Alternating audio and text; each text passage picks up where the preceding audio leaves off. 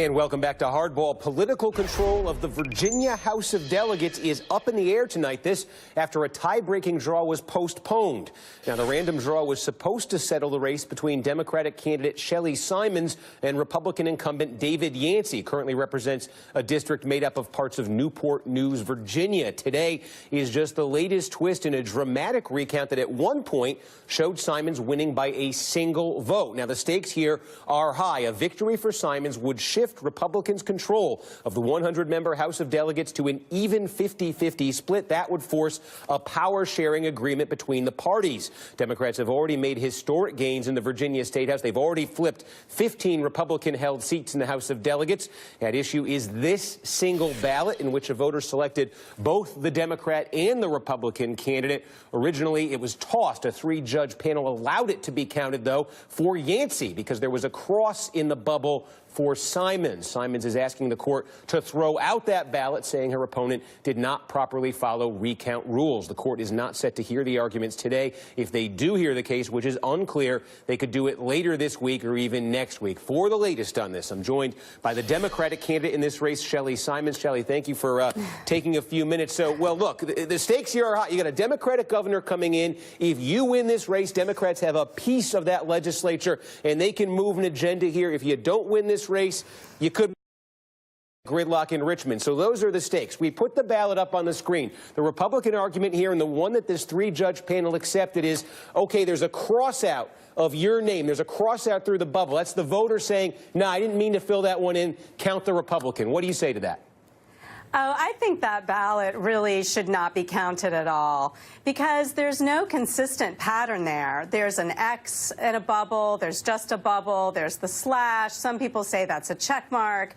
So I really think it's a classic example of an overvote, which should not be counted. So where does this go for you if this is counted? Because the initial ruling from these judges was that's it. That's a Republican vote. We got to tie. We got to have a random drawing. That's how this is going to be decided. If you're not able to get this ballot tossed, do you go to a random draw, or do you try to go find some ballots and say, hey, maybe you want to take a look at these too? Well, I think the options right now before us include what we've already done, which is asking the judges to reconsider their decision. There are a lot of reasons for them to reconsider this.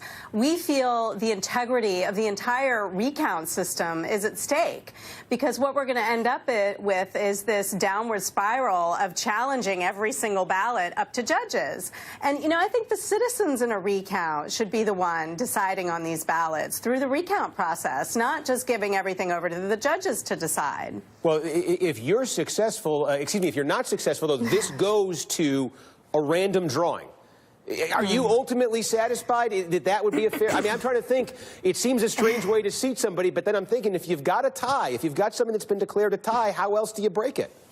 You know, I would have been fine with the random drawing if it really had been a tie, but I won the recount fair and square, and I played by the rules. The rules in Virginia for recounts are very clear, but my opponent made an end run around those rules. So, yes, if we have to go to a random drawing, I think it'll be a very sad end to our story in Virginia.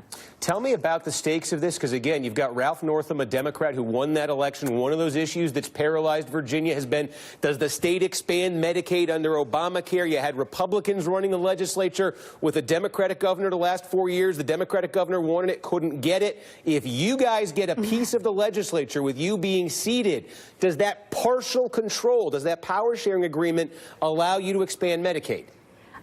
Possibly. I hope so. And I really think that it'll be a positive thing for Virginia to have power sharing. It means that we're going to have to compromise and we're going to have to work together to get some things done.